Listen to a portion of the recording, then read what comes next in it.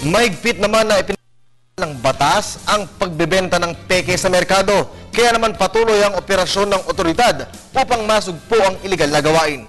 Para sa detalye, narito ang report ni Julius Di Samburu. Masarap nga namang matulog sa kamang mabango at napakalambot. Pero ano kaya ang magiging reaksyon mo kung ang iyong hinihigaan na sa akala mo'y dekalidad at orihinal ay naku po, peke pala at iligal.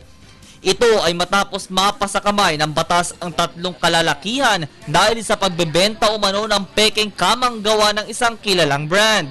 Napaulat na nakabili umano si Cecil Kumpas noong taong 2012 ang isang pekeng kama mula sa mga tinderong nakilala sa pangalang Marvin Santos, Erwin Sipil at Romeo Duavit na pawang 30 taong gulang at mga taga-Kabanatuan.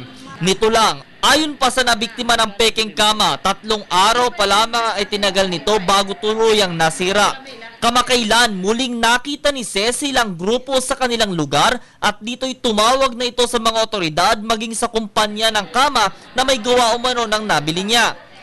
Ayon kay PO2 Wilmer Privado, ginamit ang tatlong ito ang kumpanyang Uratex Foams upang mas mabili at makapagbenta lalo na sa murang halaga.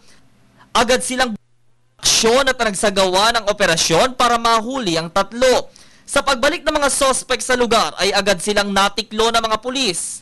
Ano pa sa investigation natin sa Tagalog, yung mga suspect na nahuli, nagbebenta sila na mga imitation o peke na ibatik po, matrix.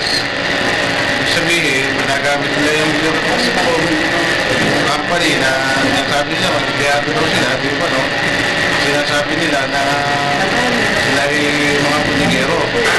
Napag-alaman na mahigit 5 taon na palang nagbebenta ng peking mga kama ang tatlo sa iba't ibang lugar sa Metro Manila.